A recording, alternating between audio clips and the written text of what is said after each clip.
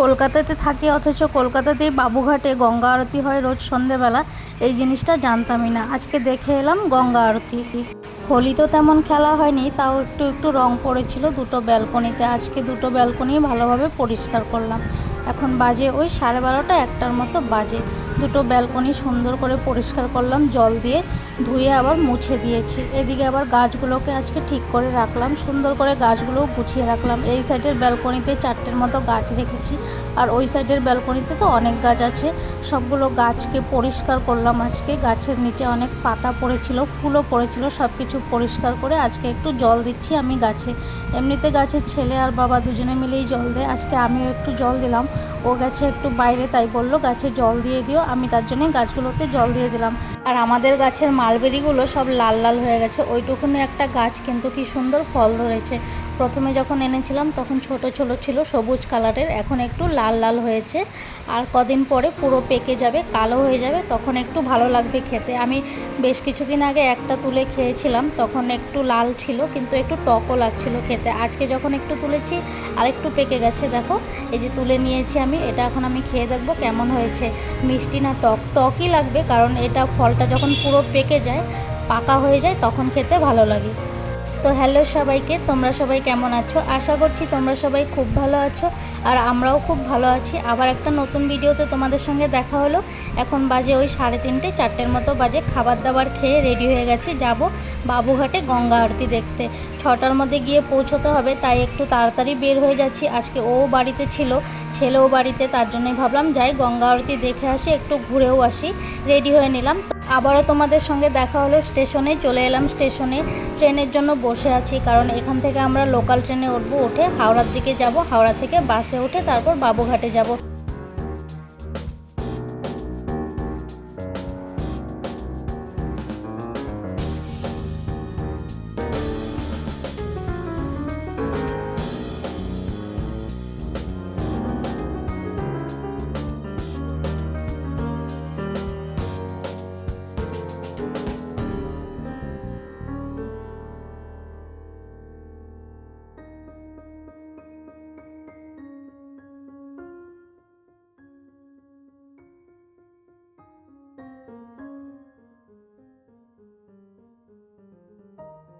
অনেকক্ষণ সময় স্টেশনে বসে থাকার পর তারপর অনেক দেরি করে আজকে ট্রেন এসছে, কারণ দুপুরবেলার সময়টা ট্রেন একটু দেরি করেই আসে। এমনি সকাল থেকে পরপরই ট্রেন আসে।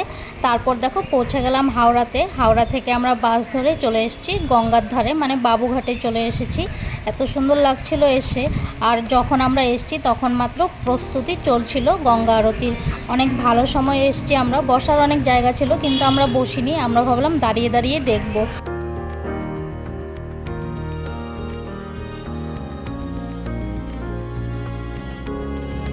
আর তোমরা যারা এখনও আসোনি বাবুঘাটে গঙ্গা আরতি দেখতে, তোমরাও একবার এসে দেখে যাবে। খুব ভালো লাগে, খুব সুন্দর লাগে, মন প্রাণ সব শান্তি হয়ে যায়।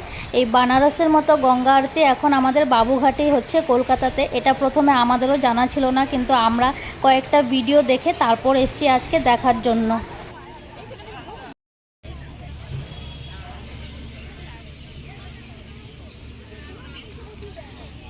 এই ওদিকে যাবে না বেশি।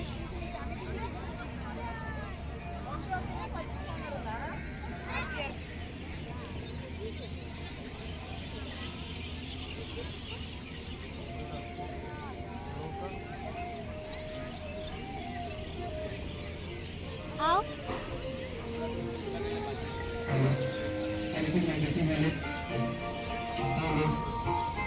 কলকাতা কর্পোরেশন এবং কলকাতা পুলিশের সহযোগিতায় আমাদের এই শুভ সন্ধ্যা গঙ্গা আরতি আর কিছুক্ষণের মধ্যে শুরু হতে চলেছে।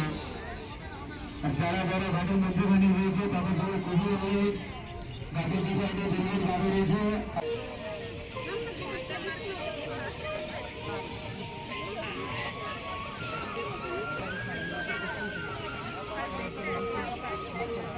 পেছন দিক থেকে